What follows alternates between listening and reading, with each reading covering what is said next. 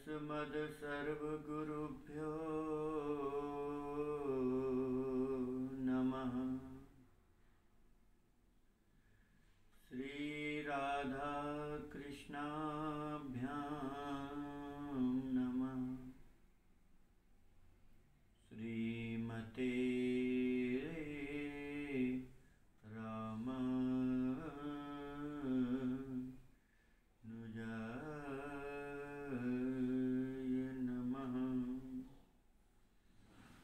लंबोदरं परं सुंदरमेकदंतं पीतांबरं त्रिनयनं परमं पवित्रं पूज्यदिवाकरनिभोज्वलकान्तिकान्तं विघ्नेश्वरं सकलविघ्नहरं नमामि।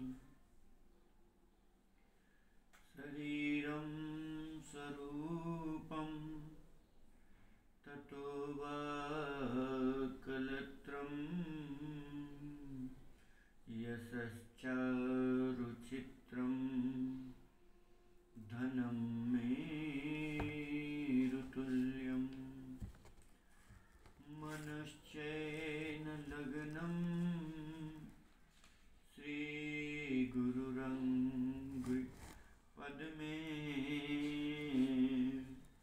तथा किं तथा किं तथा किं तथा किम्। नारायणं नमस्कृत्य नरं चैव नरोत्तमं देवीं सरस्वतीं व्यासं ततो जयमुदीरये।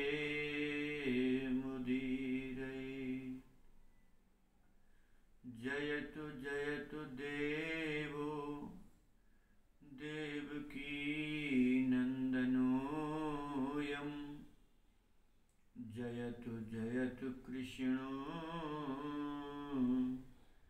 वृषणीवंशप्रदीपः। जयतु जयतु मेघ श्यामलकोमलांग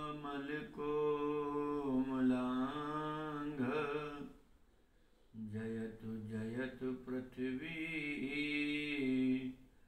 भारनासो मुकुन्द। कृष्ण त्वदीयपद पंकज पंजरान्ते अद्यैव मे विशतु मानसराजहंसा। प्राण समये कफवात पित्ते कंठावरोधन विधौ स्मरणं कुतस्ते। बर्हापीडं नटवरवपु कर्णयो कर्णिकारं बिभ्रद्वासः कनककपिशं वैजयन्तीं च मालाम्।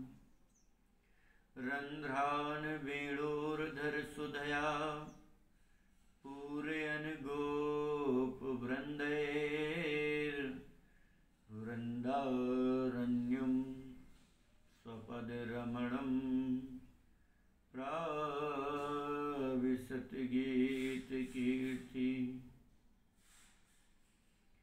करारविन्देन पदारविन्दं मुखारविन्देन विनिवेशयन्तं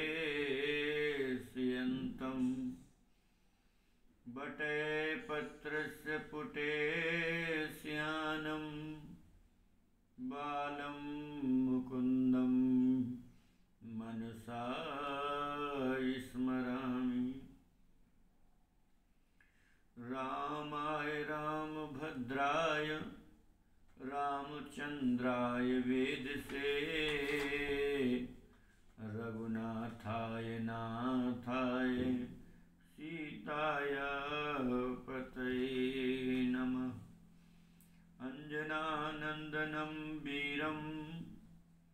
जानकी शोकनाशनम् कपीशमच्छहन्तारं वन्दे लङ्काभयङ्करम् बंसी विभूषितकरा नवनीरदाभत् पीताम्बरदरुणबिम्ब फलाधरोष्ठात् पूर्णेन्दुसुन्दरमुखादर बिम्बनेत्रात् कृष्णात् परं किमपि तत्त्वमह्यं न जाने। मूकं करोति वाचालं पंगुं लङ्घते गिरिं यत्कृपातमहं वन्दे परमानन्दमाधवम्। भक्त भक्ति भगवंत गुरु चतुर्नाम वपु एक, इनके पद वंदन किए नासत विघ्न अनेक, नासत विघ्न अनेक। नमामि भक्तवत्सलं कृपालुशीलकोमलं, भजामि ते पदाम्बुजम् अकामिनां स्वधामदम्। लक्ष्मीनाथसमारम्भां नाथयामुनिमध्यमाम्, अस्मदाचार्यपर्यन्तां वन्दे श्रीगुरु परम्पराम्। बोले श्रीमद्भागवत महापुराण की जय। अनंत कोटि ब्रह्मांड नायक अचिंत कल्याण गुणगण निधान सर्वेश्वर सर्वाधिपति अकारण करुणा वरुणालय अकारण करुणाकारक सकल जन्य कल्य सापहारक परात्पर परब्रह्म अनंत कोटि कंदर्प दर्प दलन पटियान निर्गुण निराकार सगुण साकार जगदय के बंधु करुणय के सिंधु श्री सच्चिदानंद घन परमात्मा श्री कृष्ण एवं श्री राधा रानी के युगल चरणारविंदों में दास का बारंबार प्रणाम।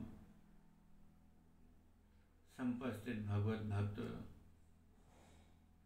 भागवत कथानुरागी सज्जनों, भक्तिमयी मातृशक्ति भगनी बंधु, सिया राम मैं सब जग जानी, सिया राम मैं सब जग जानी, करहूँ प्रणाम जोर जुग पानी, करहूँ प्रणाम जोर जुग पानी।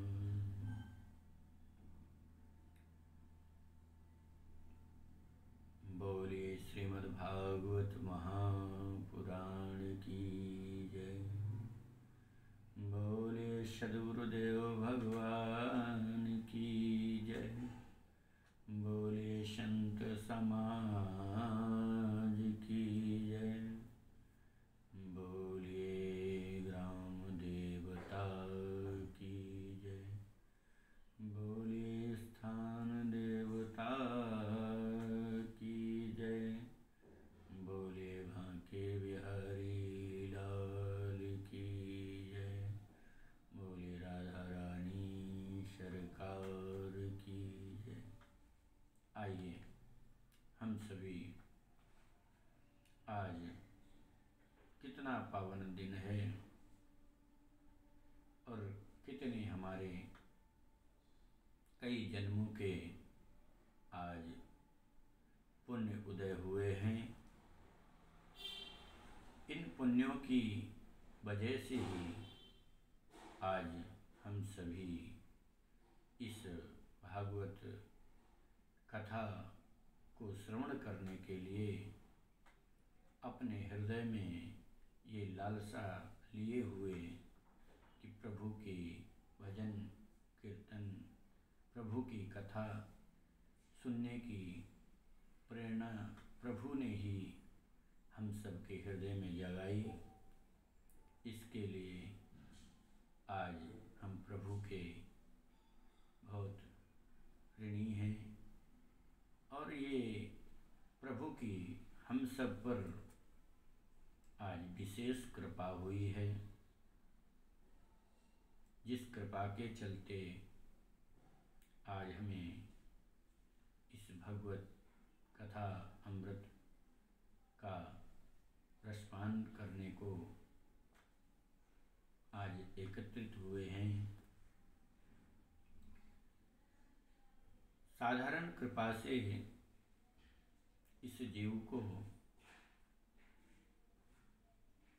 धन दौलत, रुपया पैसा, गाड़ी बंगला, मकान,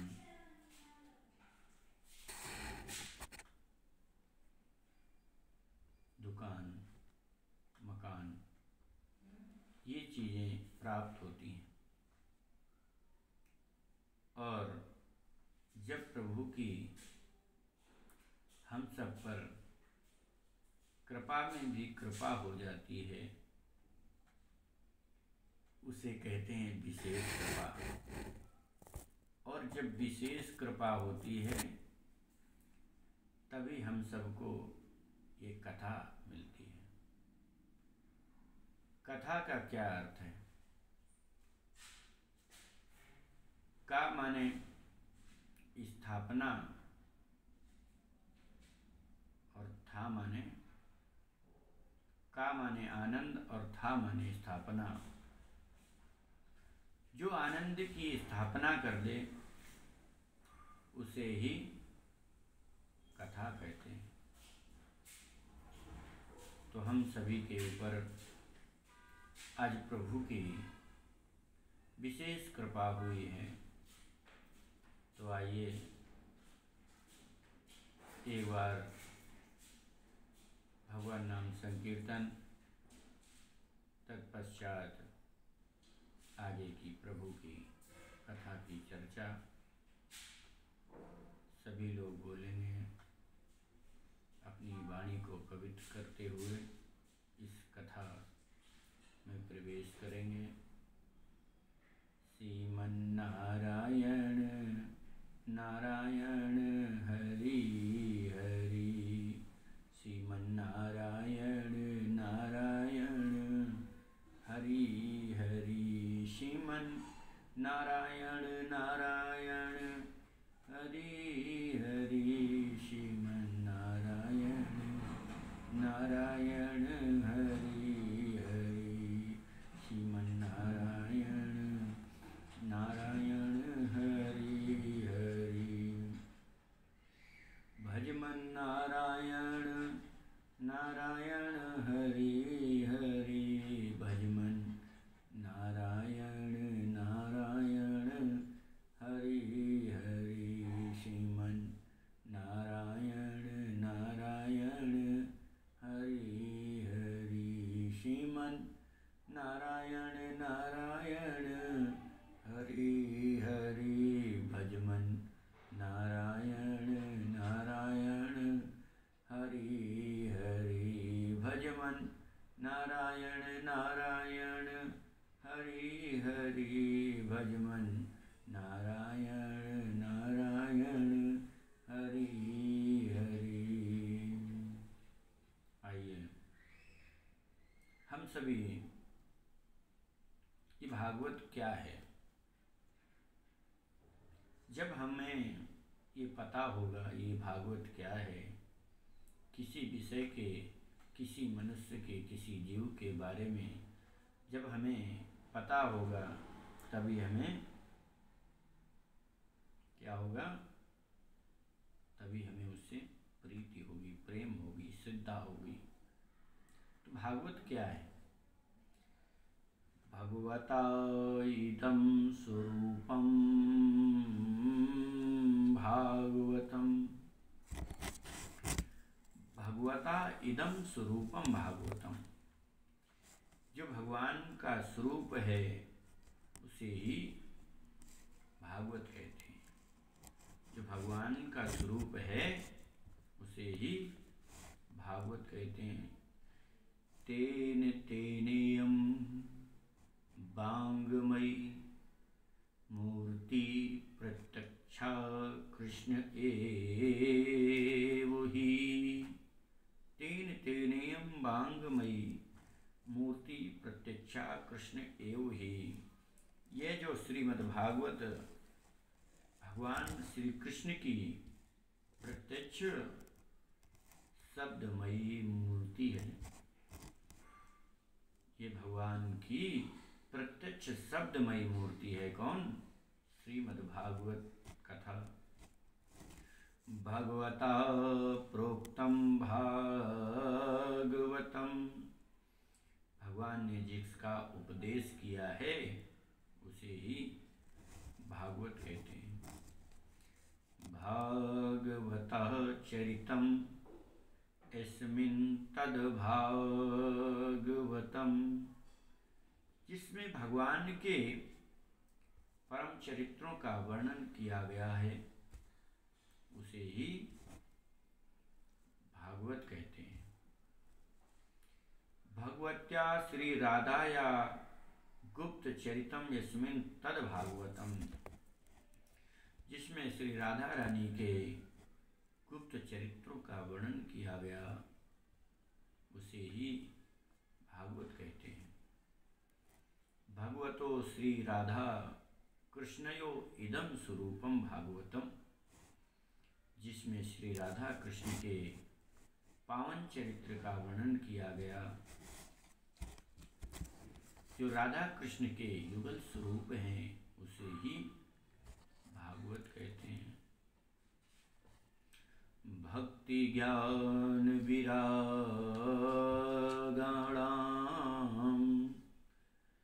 तत्त्वं यस्मिन् तद् भागवतम, जिसमें भक्ति ज्ञान वैराग्य के तत्व का वर्णन किया गया उसे ही भागवत कहते हैं। और भागवत में 4 अक्षर हैं। 4 ही क्यों हैं? 5 क्यों नहीं? आइए श्रवण करें। भाष्यते सर्ववेदेषु गा गीयते नारदादिभिः वा वदन्ति तिषु लोकेषु ता तरन्ति भवसागरा, जिसमें समस्त देवता प्रकाशित होते हैं, जिसका गान नारद आदि ऋषि तीनों लोकों में करते हैं और जो भव सागर से तारने वाली है उसे ही भागवत कहते हैं। भाव कीर्तिवाचको शब्दागकार ज्ञानवाचका वकार वैरागदश्चैव तकार संस्ते तारका।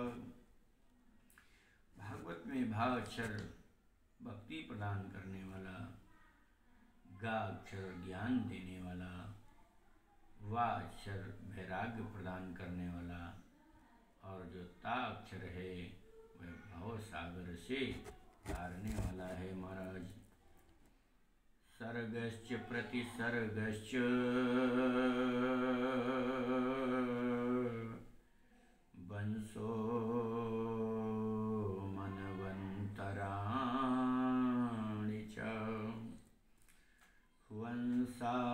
चरितं चैव पुराणं पंचलक्षणम्।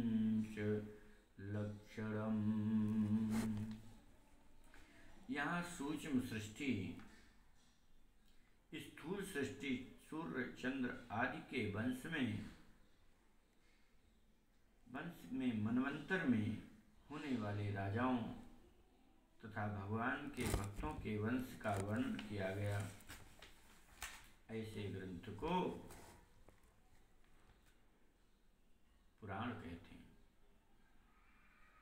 परंतु इस श्रीमद्भागवत में 10 लक्षण हैं, इसलिए इस श्रीमद्भागवत पुराण कहते हैं।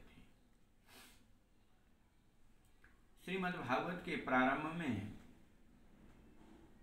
महात्म का वर्णन किया गया।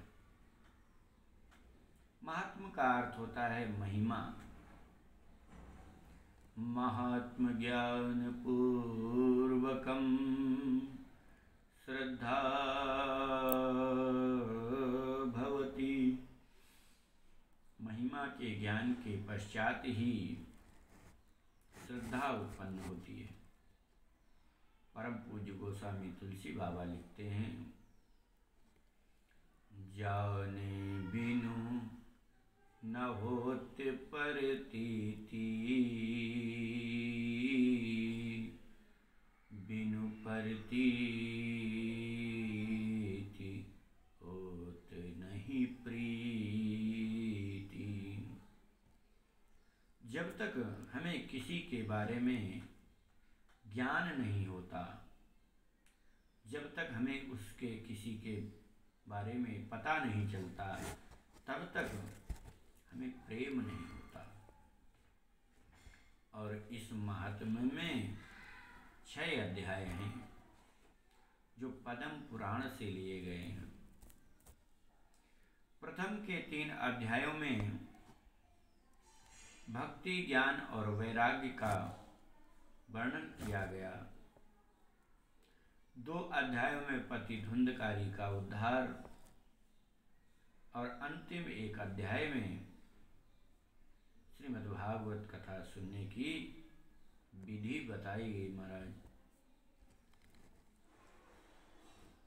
सच्चिदानंद रूपाय विश्वोत्पत्त्यादिहेतवे तापत्रय विनाशाय श्रीकृष्णाय वयं नुमः।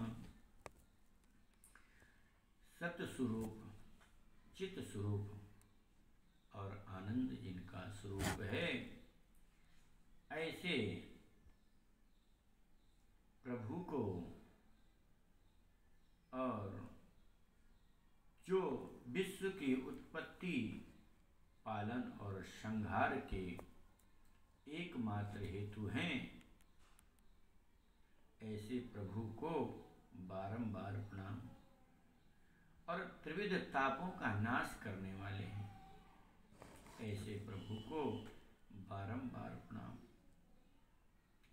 उन श्री हरि के चरणों में कोटि कोटि बारंबार नतमस्तक वंदन, अभिनंदन, चरण वंदन करते हैं। श्री गोस्वामी तुलसी बाबा लिखते हैं, क्या लिखते हैं? दैहिक दैविक। बाबा बताते हैं कि 3 ताप कौन कौन से हैं। दैहिक दैविक भौतिक ताप। दैहिक जो देह के द्वारा मिलने वाले ताप हैं। देह के द्वारा मिलने वाले ताप कौन से हैं? जैसे बुखार आता है। जब जीव को बुखार आता है, किसी मनुष्य को बुखार आता है, तो वो कहाँ जाता है? क्या सोने के दुकान पे जाता है? नहीं। वह कहाँ जाता है? वह जाता है वैद्य के पास, डॉक्टर के पास। और जब वैद्य के पास, डॉक्टर के पास जाएगा तो डॉक्टर उसको सही उपाय, सही दवाई देगा, उसका उपचार करेगा। क्या सोने की दुकान पर जाकर बुखार ठीक हो सकता है? नहीं। इसी प्रकार दूसरा ताप कौन सा है? दैविक, जो देवताओं के द्वारा प्रदान किया जाने वाला ताप है। उसकी मुक्ति के लिए क्या है?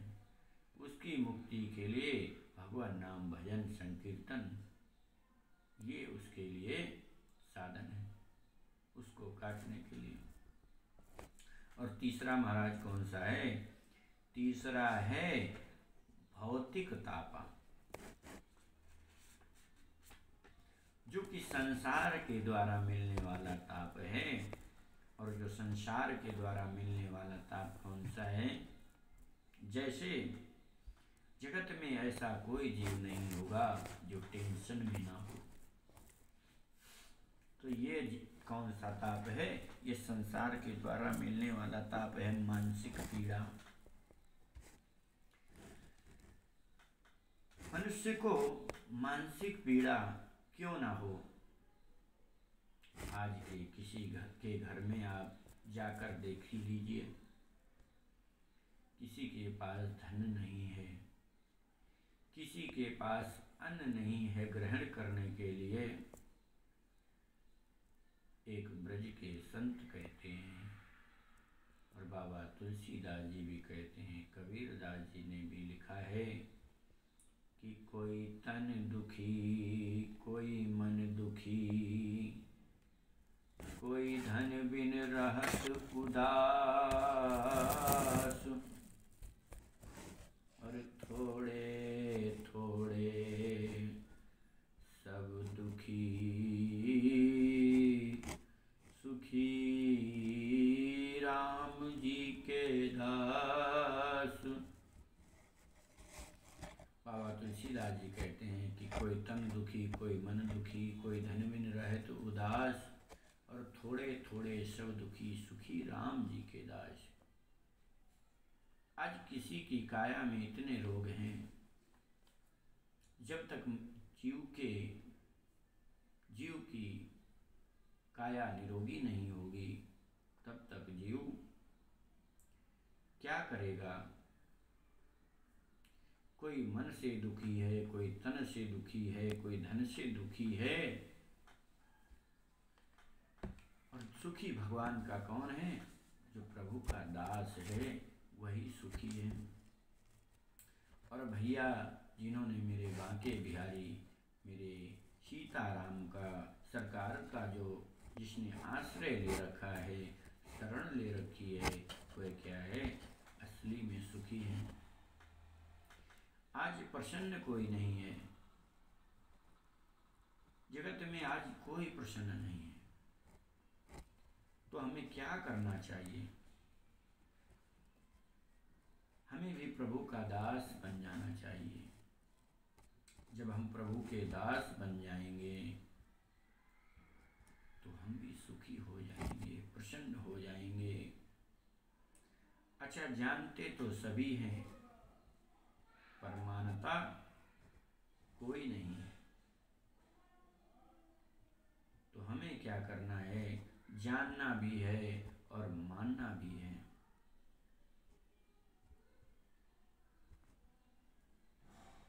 अब हम सबको 7 दिनों क्या, अब हम सबको इस जीवन पर्यंत क्या करना है? सारी पीड़ाओं को भूल करके प्रभु नाम संकीर्तन करना है। अपना काम भी करना है और काम को संकीर्तन से जोड़ देना है। और प्रभु अपने काम कर्म को अगर संकीर्तन से जोड़ देंगे तो क्या हो जाएगा? वह कार्य भी प्रभु का कार्य बन जाएगा। इसलिए हम सभी आज से ही संकल्प लें कि प्रभु के सारे अपने जो कर्म हैं उसी में प्रभु के भजन को, संकीर्तन को जोड़ लें। तो हमें वो हमारा कर्म नहीं, वो प्रभु का कर्म, प्रभु का भजन और प्रभु का कार्य हो जाएगा। इससे हम सबका जीवन सुलभ और सुंदर हो जाएगा। हम दुखी नहीं होंगे।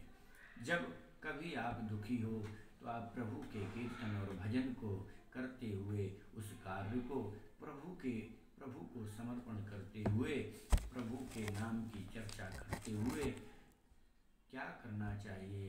करना ये चाहिए कि प्रभु जैसी आपकी मर्जी है वैसा हमने कर्म किया और आप जैसा चाहें वैसा फल दें, अन्यथा ना चाहें तो ना दें, आपकी मर्जी प्रभु। एक बार की बात है, एक साधु एक नाव में सवार हुए और कई गांव के लोग उस नाव में सवार हुए। आज गंगा जी पार कर रहे हैं। पार करते करते जब बीच रास्ते में नाव पहुंची तो जोर की बारिश होने लगी। तो उन साधु महात्मा ने क्या किया कि उनके पास एक कमंडल है, उस कमंडल को लेकर और गंगा जी से जल भरकर क्या कर रहे हैं, उस नाव में डाल रहे हैं। और नाव में डाल रहे हैं तो लोग कह रहे हैं, अरे ये साधु तो पागल हो गया, पहले ही बारिश हो रही है और ये नाव को भर रहा है, हमें डुबाने का कार्य कर रहा है। थोड़ी देर के बाद बारिश बंद हो गई। जैसे ही बारिश बंद हो गई तो उस साधु उन महात्मा ने क्या किया, अपने कमंडल से जो जल अपने नाव में भरा था उस भरे हुए जल में कमंडल से बाहर निकालने लगे। बाहर निकालते निकालते गंगा जी के पार हो गए।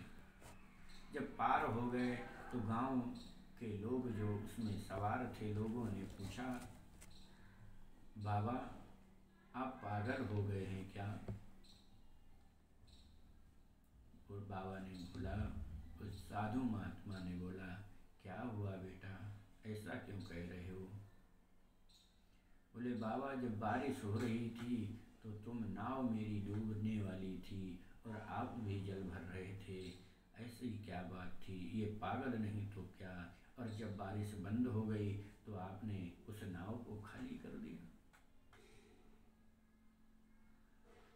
तभी साधु महात्मा के आंखों से अश्रु बहने लगे और कहने लगे कि जगत के लोग प्रभु की मर्जी को नहीं जान सकते। क्यों? जब बारिश होने लगी तो मैंने सोचा कि प्रभु हमें डुबाना चाहते हैं, तो हमने प्रभु के कार्य को और शीघ्रता से करने के लिए हमने भी उसमें जल भरने लगे। क्यों? क्योंकि नाव जल्दी डूब जाए। और प्रभु ने जब बारिश बंद कर दी तो हमने सोचा प्रभु हमें डुबाना नहीं चाहते, प्रभु हमें पार करना चाहते हैं, तो हमने उस नाव से जल को बाहर निकाला। हमने प्रभु के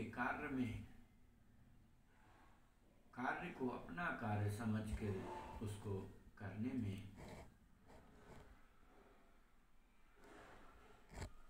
कुछ नहीं किया। हम क्या हैं? हम प्रभु के ही दास हैं, हमारे पास कुछ नहीं है, हम तो केवल प्रभु के दास हैं और प्रभु जो चाहे उसी कार्य